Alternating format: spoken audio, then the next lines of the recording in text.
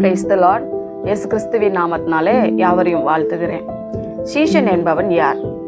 ஏசப்பா கூட இருந்த 12 சீஷர்களை பற்றி உங்களுக்கு நன்றாக தெரியும். ஒருவன் நடுவில் காட்டி கொடுத்து குற்றமுள்ளவனா என்ன பண்ணிட்டான்? போயிட்டான். அவன் பிறவாது இருந்தால் நலமாக இருக்கும் என்று இயேசு கிறிஸ்துவே சொன்னார். அவனுக்கு பதிலாக மத்தியாவை தேர்ந்தெடுத்தார்கள். சரி, இந்த 12 சீஷர்களும் இயேசுவோடு கூட இருந்தபோது என்ன செய்தார்கள், என்ன கற்றுக்கொண்டார்கள், இயேசு பரம் ஏறின பின்பு என்னெல்லாம் செய்தார்கள் என்று குறித்து தான் இன்றைக்கி நம்ம பார்க்க போகிறோம். இயேசுவோடு கூட இருக்கும்போது நிறைய தவறினாங்க. ஏன்னா இயேசு அன்றை அவங்களுக்கு என்ன பண்ணாரு? ட்ரைனிங் தான் கொடுத்தாரு. நான் பண்ணுறதெல்லாம் நீங்களும் பாருங்க, அதை கற்றுக்கொண்டு நீங்களும் என்னை போல செய்யுங்க அப்படின்னு சொன்னார். ஆனால் நிறைய விஷயத்தில் தவறினாங்க. அவங்களுக்குள்ளேயும் நான் எவன் பெரியவங்கிற போட்டியும் இருந்துச்சு, எனக்கு பிறன் யாருங்கிற அந்த மேட்டுமையும் இருந்துச்சு. அதே மாதிரி அவங்களுக்குள்ள ஒரு சிலர் விட்டு ஓடுறவங்களும் இருந்தாங்க, சந்தேகப்படுற தோமாவை போல சந்தேகப்படுறவங்களும் இருந்தாங்க, இசப்பா கிட்ட நெருங்கி அன்பாக இருந்தவங்களும் இருந்தாங்க.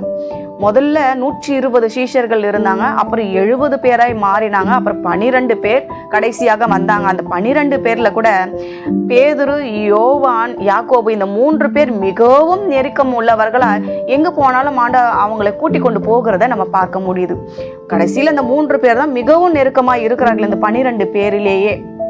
அந்த 3 பேரையுமே கெத்செமனே தோட்டத்துக்கு ஜெபிக்கும்படி அழைத்து கொண்டு போவதை நம்ம பார்க்கிறோம்.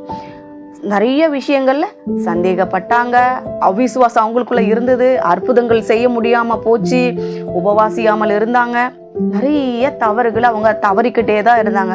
கடல்ல அலை பாயும் போது என்ன பண்ணாங்க? ஆண்டவரே எங்களை காப்பாற்ற உங்களுக்கு கவலை இல்லையான்னு கேட்டாங்க.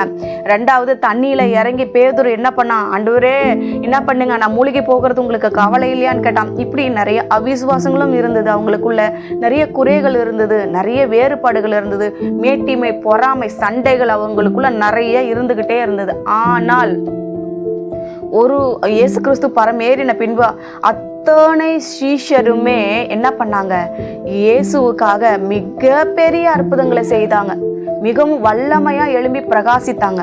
இப்ப பாருங்க, பேதுருல இருந்து எல்லா சீஷனும், யோவான் முதற்கொண்டு எல்லாருமே இயேசுவுக்காக இரத்த சாட்சியா மரித்தாங்க. பேதுரு என்ன பண்ணான்? 4000 பேர் 5000 பேருன்னு ஒரே பிரசங்கத்துல ரட்சித்தான். எவ்வளோ அற்புதங்களை செஞ்சாங்க. அதற்கு பிற்பாடு வந்த பவுல் அப்போஸ்தலன் எவ்வளவோ அற்புதங்களை செஞ்சான். பத்மு தீவுல போய் யோவான் மிகவும் கஷ்டப்பட்டான். இப்படி நிறைய காரியங்களை சீஷர்கள் இயேசுவுக்காக நிறைய விஷயங்கள் செஞ்சாங்க. நாங்கள் பைபிள் காலேஜ் படிக்கும்போது எங்களுக்கு டூர் கூட்டு போறேன்னு சொல்லிட்டு கூட்டு போனாங்க. எங்கே தான் கூட்டு போறாங்கன்னு தெரியலையே சொல்லி ஜாலியாக எல்லாரும் போனால் கரெக்டாக எங்கே கொண்டு வந்தாங்க? அந்த சென்ட் தாமஸ் மவுண்ட்டுக்கு கொண்டு வந்து 12 சீஷர்கள் மரித்ததை எல்லாம் வச்சு அங்கே வச்சு எங்களுக்கு டீச் பண்ணாங்க. பாருங்க, இதெல்லாம் நோட்ஸில் பண்ணிக்குவாங்க, எழுதிக்குவாங்கன்னு சொல்லி. ஆனால் இஸ்ரவேலில் படிக்கிற, பைபிள் காலேஜ் படிக்கிற எத்தனையோ பேர் அங்கே உண்மையான இயேசு கிறிஸ்துவ எங்கெல்லாம் உலாவினாரோ, எங்கெல்லாம் அற்புதங்களை செஞ்சாரோ, பெதஸ்தா குளம் எங்கே இருக்கிறது, தாவீது நகரம் எங்கே இருக்கிறது, இங்கே எங்கெல்லாம் அற்புதங்கள் நடந்தது என்று கூட்டி கொண்டு போய் காமிக்கிற அளவுக்கு அங்கே பாக்கியம் பெற்றவர்கள் அங்கே பைபிள் காலேஜ் படிக்கிறவங்க. எத்தனையோ பேர் தமிழ் வழியாக படிக்கிறவங்க கூட என்ன பண்ணியிருக்காங்க? இஸ்ரவேலில் போய் அங்கே பைபிள் காலேஜ் படித்து அந்த மாதிரி இடங்களுக்கு போய் சுற்றி பார்த்தது உண்டு. அவங்க ஒவ்வொரு முறையும் அவங்க ப்ராக்டிக்கலாக என்ன பண்ணுவாங்க? தியரியா ப்ராக்டிக்கலாக அங்கே இங்கே கூட்டிகிட்டு போய் அவங்க பயங்கரமாக அவங்களுக்கு நிறைய விஷயங்களை காட்டி அவங்கள ஃபயராக எழுப்பியிருக்காங்க. அங்கே போய் படித்த நிறைய ஹீப்ரூ ஸ்காலரை கூட நமக்கு தெரியும். ஆகினால நிறைய பேர் இன்றைக்கு இயேசுவுக்காக என்ன பண்ணுறாங்க? ஏசப்பா கூட இருக்கும்போது அப்படிதான் இருந்தாங்க. ஆனால் அதற்கு பிற்பாடு அவங்க எப்படி இருந்தாங்களாம்? இயேசுவுக்காக எதையும் செய்ய துணிந்தார்கள். அப்போ அவிசுவாசமாக தான் இருந்தாங்க, விசுவாசம் இல்லாமல் தான் இருந்தது, அற்புதங்களை செய்ய முடியாமல் தான் போச்சு, சந்தேகப்பட்டாங்க, எல்லாமே நடந்தது. ஆனால் இயேசு கிறிஸ்துவுக்கு பிறகு எல்லாம் கிறிஸ்துவுக்குள்ள பலப்பட்டாங்க. உங்களுக்கு ஒரு வசனத்தை வாசிக்கிறேன் பாருங்க. லூக்கா 6ஆம் அதிகாரம் 40வது வசனம் வாசிக்கிறேன். சீஷன் தன் குருவுக்கு மேற்பட்டவன் அல்ல, தேறினவன் எவனும் தன் குருவை போல் இருப்பான்.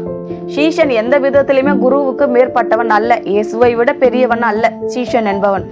ஆனா அதுக்கு பிற்பாடு அவன் என்ன பண்ணான்? தேறினவன், தேறினவன் குருவை போல இருப்பான். அப்படித்தானே வேதம் சொல்லுகிறது. தேறினவன் எப்படி இருக்கிறானா?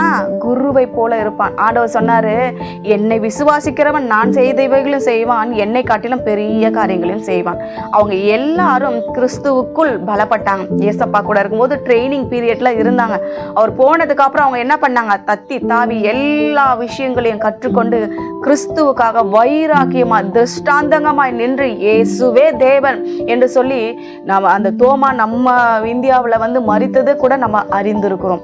இப்படி சீஷர்கள் என்பவர்கள் அவங்களுக்குள்ளேயும் போட்டி பொறாம எல்லா விதமான இடரல்களும் இருந்துச்சு. ஆனா அதுக்கு பிற்பாடு கிறிஸ்துவுக்குள் பலப்பட்டார்கள், தேறினவர்களை மாறினார்கள் என்று இந்த வேதம் சொல்லுகிறது. தேறினவர்கள் எப்படி இருப்பார்களாம்? இயேசுவை போலவே இருப்பார்கள். இன்றைக்கு நீங்களும் நானும் அவங்க எல்லாரும் இயேசுவோடு கூட இருந்து கண்ணார பார்த்து எல்லாம் எழுதி இன்னைக்கு நிருபங்களை நிறைய எழுதி வச்சிருக்கிறாங்க. ஆனா நம்ம அந்த நிருபங்களை வாசித்து அவரை விசுவாசித்து அவரை தரிசித்து நம்ம என்ன பண்ணணும்? இயேசுவை போல நம்ம எல்லாரும் அவருக்காக வாழ வேண்டும், அவரை போல அற்புதங்களை செய்ய வேண்டும், அவருக்காக வைராக்கியமாய் சீஷர்களை போல நின்று தேவநாமத்தை மகிமைப்படுத்த வேண்டும். செபிக்கலாமா? நல்ல தகப்பனே, இந்த வேலைக்காக நன்றி செலுத்துகிறார் ராஜா. சீஷர்களைப் போல எங்களையும் மாற்றும். ஒருவன் என்னை பின்பற்றி வர விரும்பினால் அவன் தன்னைத்தானே வெறுக்க வேண்டும் என்று சொல்லியிருக்கிறீங்க. அவன் எனக்கு சீஷனா இருக்க மாட்டான் என்று சொல்லியிருக்கிறீங்க. நிறைய விஷயங்களை நீங்க சொல்லியிருக்கீங்க. ஆண்டவரே, உம்மை பின்பற்றி வருவதற்கு எங்களுக்கு ஒரு கிருபை தாரும். அதை நாங்கள் உலக காரியங்கள் நீங்க எதை வேண்டாம் என்று நினைக்கிறீரோ அதை நாங்களும் வெறுக்க, நீங்க எதை விரும்புறீங்களோ அதை நாங்களும் பின்பற்றி நடக்க எங்களுக்கு உதவி செய்யும். ஒரு சீஷன் என்கிற தகுதியை எங்களுக்கு உண்டாக்கி தரும்படி செபிக்கிறோம்.